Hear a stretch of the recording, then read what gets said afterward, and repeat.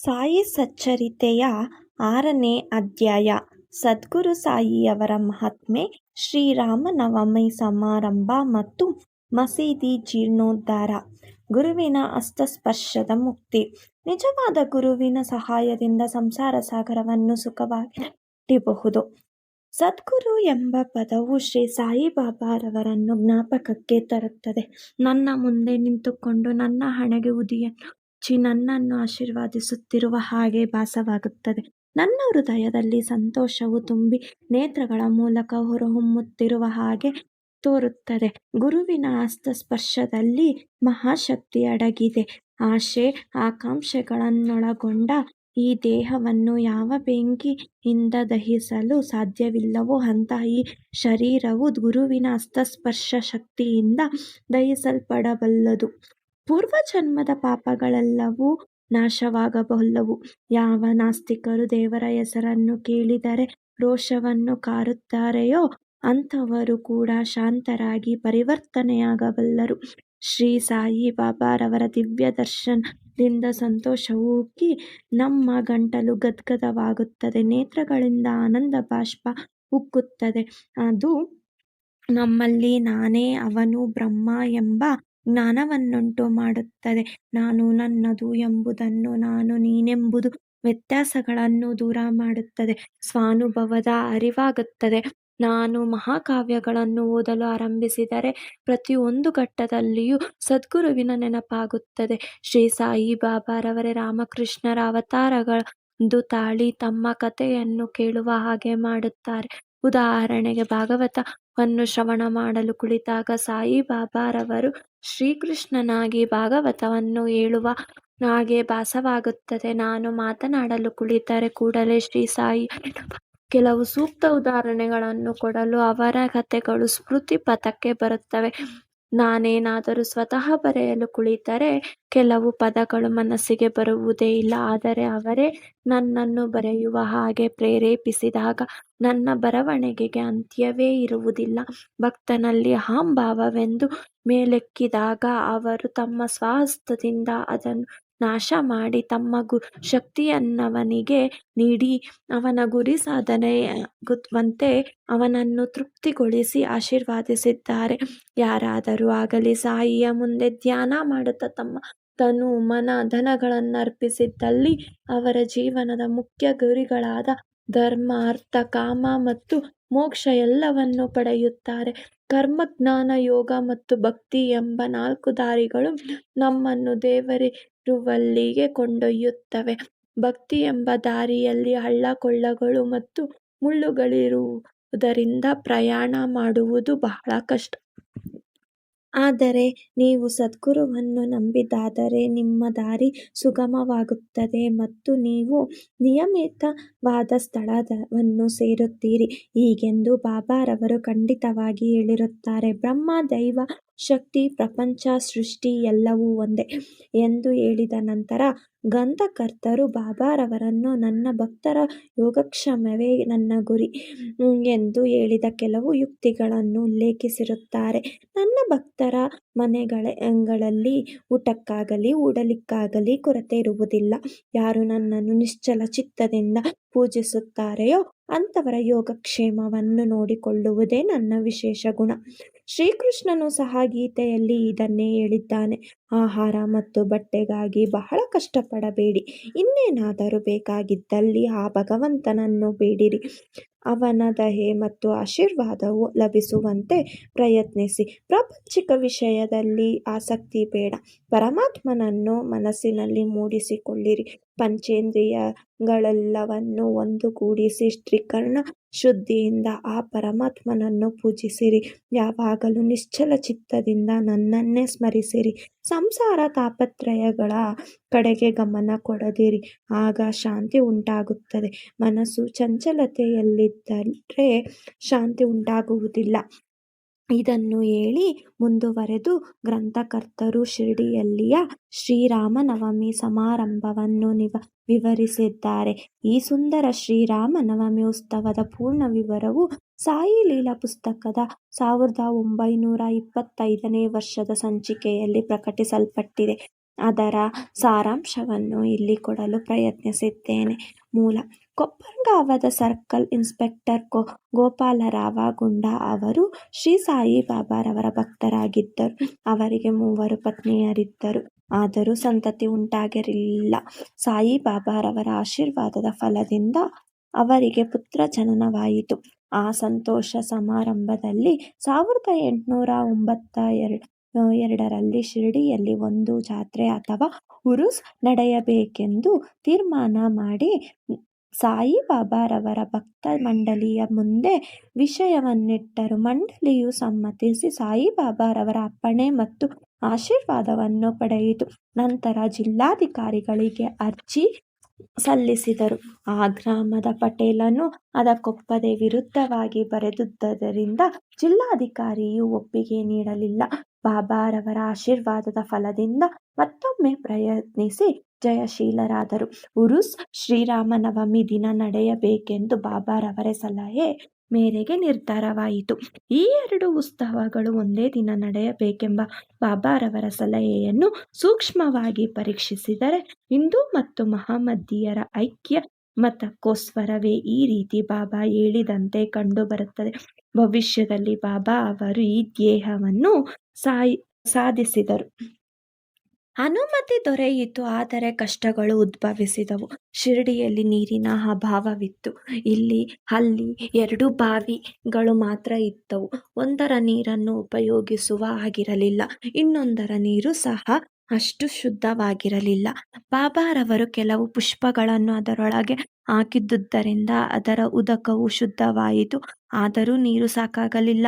ಆದುದರಿಂದ ತಾತ್ಯಾ ಪಾಟೀಲರು ಬೇರೆ ಕಡೆಯಿಂದ ನೀರನ್ನು ತರುವ ವ್ಯವಸ್ಥೆ ಮಾಡಿದರು. ತಾತ್ಕಾಲಿಕ ಅಂಗಡಿಗಳನ್ನು ನಿರ್ಮಿಸಿದರು. ಗೋಪಾಲರಾವ ಗುಂಡಾ ಅವರ ಸ್ನೇಹಿತರು ಸಹ ಸಂತತಿ ಇಲ್ಲದೆ ಕೊರಗುತ್ತಿದ್ದರು. ಅವರು ಸಹ ಬಾಬಾರವರಿಂದ ಆಶೀರ್ವದಿಸಲ್ಪಟ್ಟರು. ಆದುದರಿಂದ ಗೋಪಾಲರಾವ ಅವರು ಜಾತ್ರೆಯ ಮೆರವಣಿಗೆಗೆ ಒಂದು ಧ್ವಜವನ್ನು ತಯಾರು ಮಾಡಿಕೊಡುವಂತೆ ಪ್ರಾರ್ಥಿಸಿದರು. ಇನ್ನೊಂದು ಧ್ವಜ ಕೊಡಲು ನಾನಾ ಸಾಹೇಬ ಚಂದೋರಕರ ಅವರಿಗೆ ಹೇಳಿದರು. ಈ 2 ಧ್ವಜಗಳನ್ನು ಮೆರವಣಿಗೆ ಮುಗಿದ ನಂತರ ಮಸೀದಿಯ 2 ಮೂಲೆಗಳಲ್ಲಿ ನೆಟ್ಟರು. ಇದು ಈಗಲೂ ನಡೆಯುತ್ತಿದೆ. ಚಂದನದ ಮೆರವಣಿಗೆ. ಈ ಜಾತ್ರೆಯಲ್ಲಿ ಇನ್ನೊಂದು ಮೆರವಣಿಗೆ ಆರಂಭವಾಯಿತು. ಚಂದನದ ಮೆರವಣಿಗೆ ನಡೆಸಬೇಕೆಂಬುದನ್ನು ಶ್ರೀ ಅಮೀರ ಸರಕಾರ ದಳಾಳ ಎಂಬವರು ಹೇಳಿದರು. ಮುಸ್ಲಿಂ ಸಾಧುಗಳ ಗೌರವಕ್ಕಾಗಿ ಈ ತರದ ಮೆರವಣಿಗೆ ಮಾಡುವುದು ಅವರ ಸಂಪ್ರದಾಯ.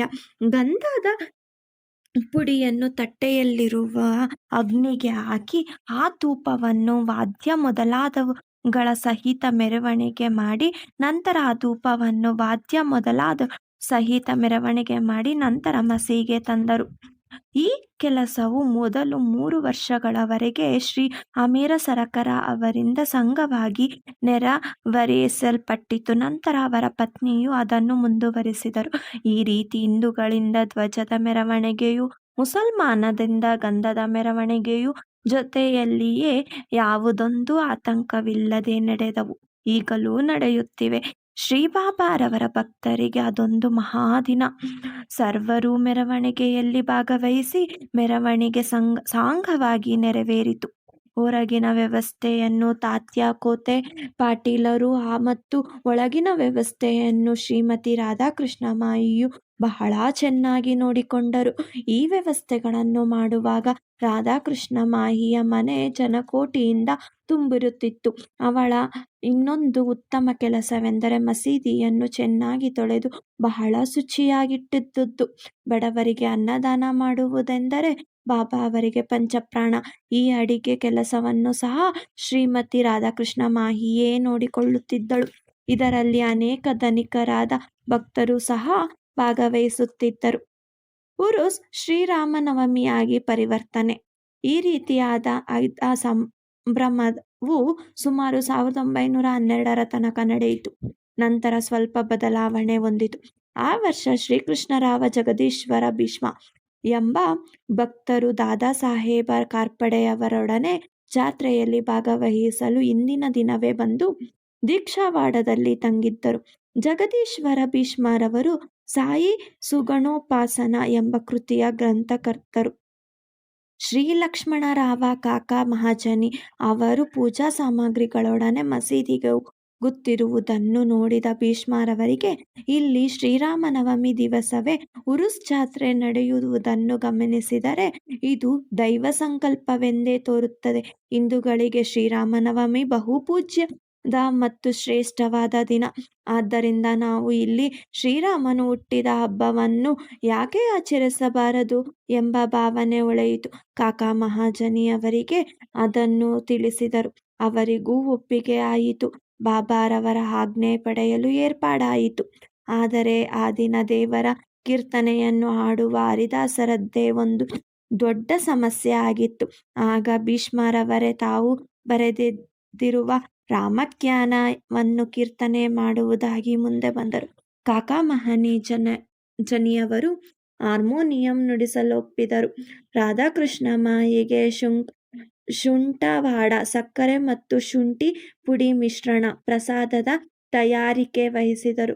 ಈ ಅನುಕೂಲತೆಗಳನ್ನೆಲ್ಲ ಸಿದ್ಧಪಡಿಸಿಕೊಂಡು ಬಾಬಾರವರ ಅನುಜ್ಞೆ ಪಡೆಯಲು ಮಸೀದಿಗೆ ಹೊರಟರು.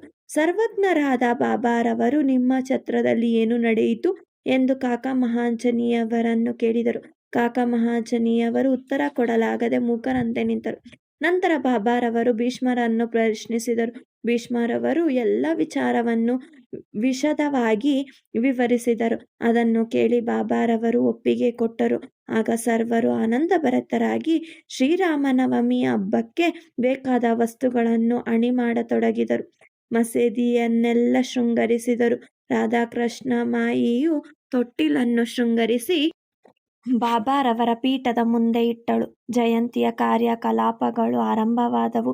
ಭೀಷ್ಮರವರು ಕೀರ್ತನೆ ಮಾಡಲು ಎದ್ದು ನಿಂತರು. ಮಹಾಜನಿಯವರು ಹಾರ್ಮೋನಿಯಂ ನುಡಿಸಲನುವಾದರು. ಆಗ ಬಾಬಾರವರು ಮಹಾಜನಿಯವರಿಗೆ ಕರೆ ಕಳುಹಿಸಿದರು.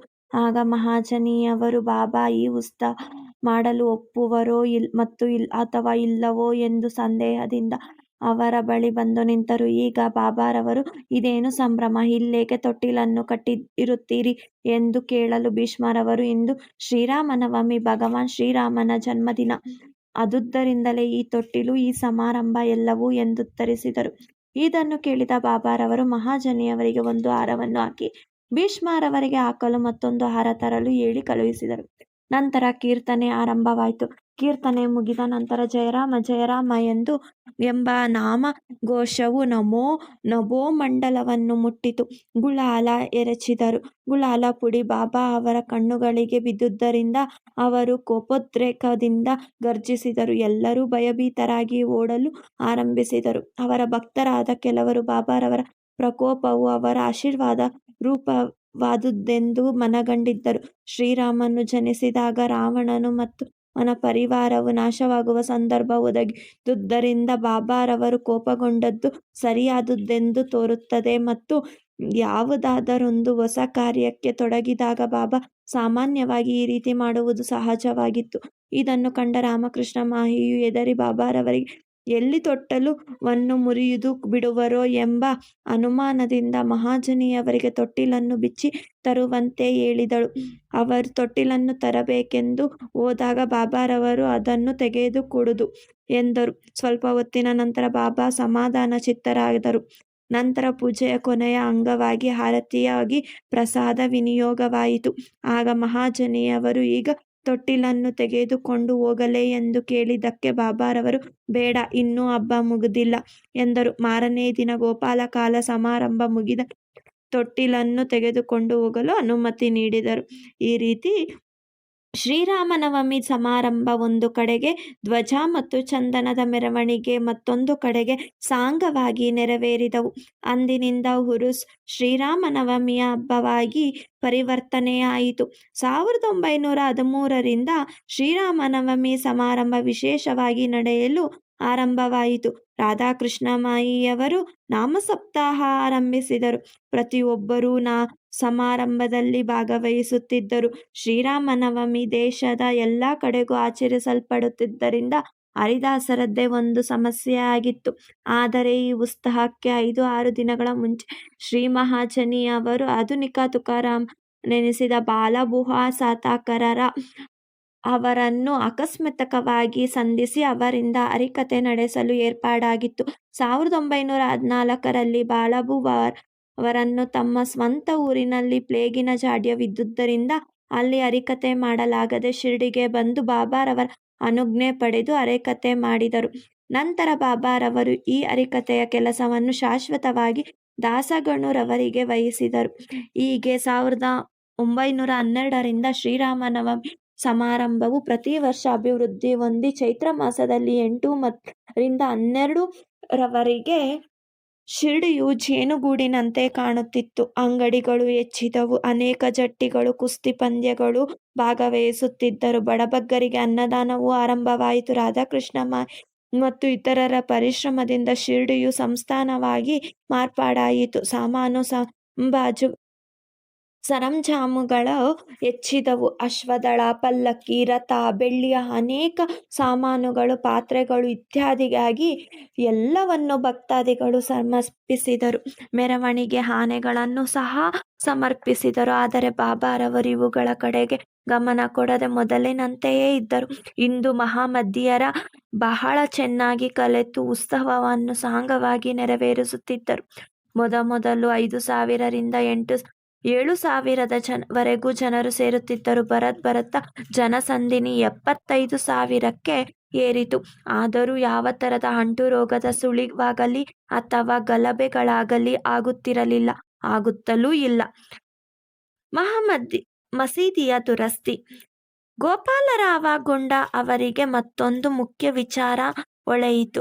ಉರುಸ್ ಹೇಗೆ ಆರಂಭಿಸಿದರೋ ಅದೇ ರೀತಿ ಮಸೀದಿಯ ದುರಸ್ತಿ ಕಾರ್ಯವನ್ನು ಕೈಗೊಳ್ಳಬೇಕೆಂದು ಅವರು ಮನಸ್ಸು ಮಾಡಿದರು. ಅದಕ್ಕೆ ಬೇಕಾದ ಸಿದ್ಧತೆಗಳನ್ನು ಮಾಡಿಕೊಂಡರು. ಬಾಬಾರವರು ಮೊದಲು ಅನುಮತಿ ನೀಡಲಿಲ್ಲ. ನಂತರ ಮಹಲ್ಸಾಪತಿಯವರ ಒತ್ತಾಯದಿಂದ ಬಾಬಾ ಒಪ್ಪಿದರು. ಈ ಕೆಲಸವು ನಾನಾ ಸಾಹೇಬ ಚಂದೋರಕರ ಮತ್ತು ಕಾಕಾ ಸಾಹೇಬ ದೀಕ್ಷಿತ ಅವರಿಗೆ ಮೀಸಲಾಯಿತು. ಮಸೀದಿಯನ್ನು ಒಂದು ರಾತ್ರಿಯಲ್ಲಿ ಸರಿಪಡಿಸಿದರು. 1911ರಲ್ಲಿ ಸಭಾಮಂಟಪ ತಯಾರಾಯಿತು. ಮಸೀದಿಯ ಮುಂದಿನ ಬಯಲು ಬಹಳ ಚಿಕ್ಕದಾಗಿಯೂ ಅನನುಕೂಲವಾಗಿಯೂ ಇತ್ತು. ಕಾಕಾ ಸಾಹೇಬರು ಅದನ್ನು ವಿಸ್ತರಿಸಿ ಒಂದು ಛಾವಣಿ ಹಾಕಬೇಕೆಂದು ನಿರ್ಧರಿಸಿದರು. ಬಹಳ ಕಷ್ಟದಿಂದ ಕಬ್ಬಿಣದ ಕಂಬ ಇತ್ಯಾದಿಯನ್ನು ತಂದು ಕಾರ್ಯ ಆರಂಭಿಸಿದರು. ಆದರೆ ಬಾಬಾರವರು ಮಾರನೇ ದಿನ ಬಂದು ನೋಡಿ ಎಲ್ಲವನ್ನು ಕಿತ್ತು ಬಿಸಾಟಿದರು. ಒಮ್ಮೆ ಬಾಬಾರವರು ಬಹಳ ಕೋಪಗೊಂಡು ಒಂದು ಕೈಯಿಂದ ಕಂಬವನ್ನು ಕೀಳುತ್ತಾ ಮತ್ತೊಂದು ಕೈಯಿಂದ ತಾತ್ಯಾ ಪಾಟೀಲರ ಕುತ್ತಿಗೆಯನ್ನು ಹಿಡಿದು ಇಚುಕಲು ಆರಂಭಿಸಿದರು. ತಾತ್ಯಾ ಪಾಟೀಲರ ರುಮಾಲನ್ನು ತೆಗೆದು ಅದಕ್ಕೆ ಬೆಂಕಿ ಹೊತ್ತಿಸಿ ಒಗೆದರು. ಈ ದೃಶ್ಯವನ್ನು ನೋಡಿ ಎಲ್ಲರಿಗೂ ಭಯವಾಯಿತು. ಬಾಬಾರವರು ತಕ್ಷಣವೇ ತಮ್ಮ ಕಿಸೆಯಿಂದ 1 ರೂಪಾಯಿಯನ್ನು ತೆಗೆದು ಬಿಸಾಟಿದರು. ತಾತ್ಯಾರವರಿಗೂ ಭೀತಿ ಉಂಟಾಯಿತು.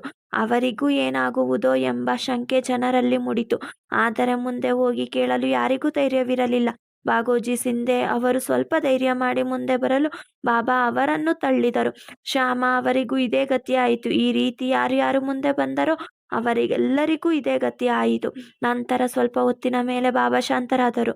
ಒಬ್ಬ ಅಂಗಡಿಯವನಿಂದ ಜರತಾರಿ ಪೇಟ ತರಿಸಿ ಅದನ್ನು ತಾವೇ ಸ್ವತಃ ತಾತ್ಯಾ ಪಾಟೀಲರ ಸುತ್ತಿದರು. ಇದನ್ನು ನೋಡಿ ಎಲ್ಲರೂ ಆಶ್ಚರ್ಯಗೊಂಡರು. ಬಾಬಾರವರ ಈ ನಡತೆಗೆ ಕಾರಣ ಗೊತ್ತಾಗಲಿಲ್ಲ.